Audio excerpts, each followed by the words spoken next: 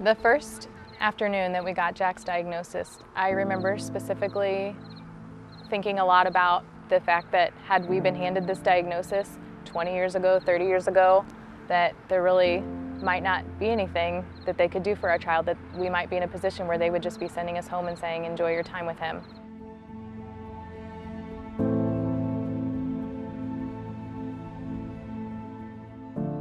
He was a big 10-pound baby, was good for a couple weeks, and then really we dealt with the crying and the screaming for the whole first year of his life. Everybody, told us it was just colic and it would pass, and so that's kind of what we chalked it up to. I remember it was Memorial Day weekend, and he tripped over a log kind of where we were tent camping, and then he seemed to lose his balance a little bit. We thought it was an ankle injury, but put him down for a nap, and then he just woke up screaming. He started vomiting very frequently. We couldn't get him to keep down even sips of water. After about 3 weeks of back and forth at a pediatrician's office trying to test for just all kinds of random GI viruses, they finally sent us over to Children's. We were there all day. They ran a lot of tests. Nothing came back. No leads. The next day, after kind of reviewing everything that they had done thus far, they hadn't come up with anything yet.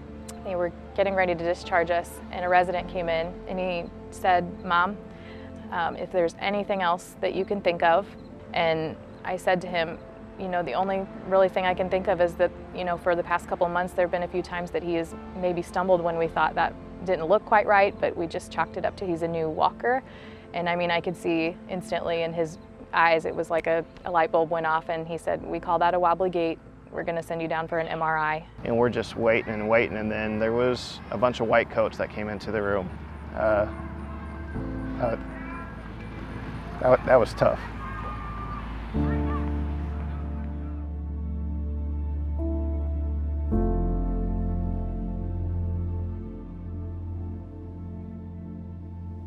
So after the MRI was done, I was called in to see Jack and his family and talk about the options, which in this particular case, really the primary option, at least up front, is surgical. His diagnosis was anaplastic ependymoma. They explained that they definitely needed to go in and take it out. It had to be resected, and that likely would happen within the next 24 to 48 hours. It's uncommon to have a malignant ependymoma, an anaplastic ependymoma, and in order to provide the kind of care that's necessary to treat that tumor, you really have to be at a high quality place.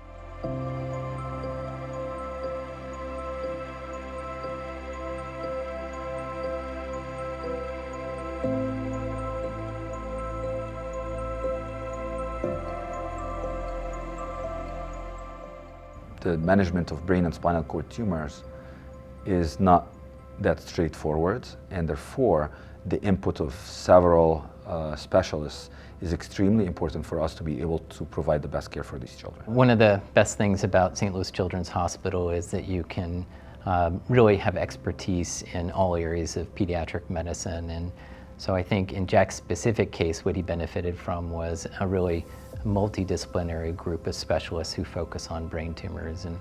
And during his first surgery, we actually had to stop to make sure he was stable because he'd lost a little bit of blood. And so we brought him back on Monday and went ahead and removed the tumor.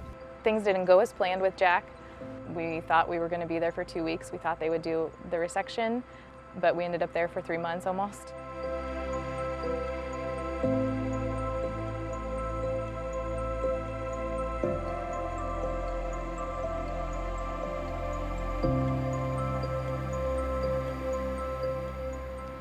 It's a marathon, not a sprint. Everybody tells you that. At the time, it felt like nothing is going right.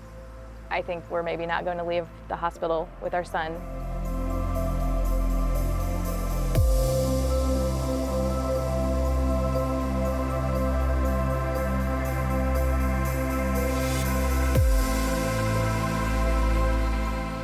Every time Dr. Limbrick, he was the person that would bring us back up, I can't think of one time that I looked in his eyes and saw any kind of fear or, he just knew things were going to be okay.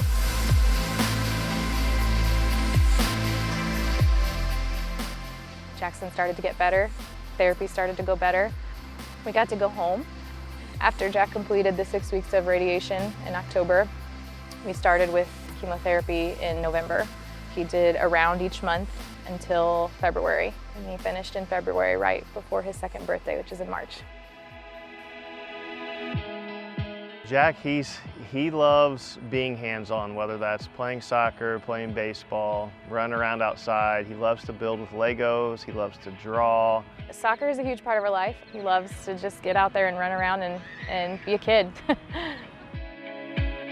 My goal and the goal of everyone who works in the pediatric brain tumor program is to see that we have therapies that would be used as the standard of care for brain tumor patients in the whole world based on the research that we've conducted here.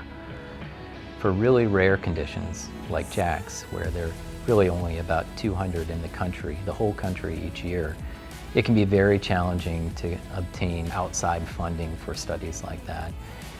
And the role of philanthropic support is tremendous, because that's really what enables us to advance the treatments and understand the biology. And both of those things are what's critical for developing new treatments for kids like Jack. Donors who give to children's, who give to research, they're the reason that my child is here. They're the reason that there are a lot of children walking around today that would not be here before the research was done, before parents had options. If he was sitting right here, what do you think you would say to him? I'd probably say thank you very much for helping me through my tough times.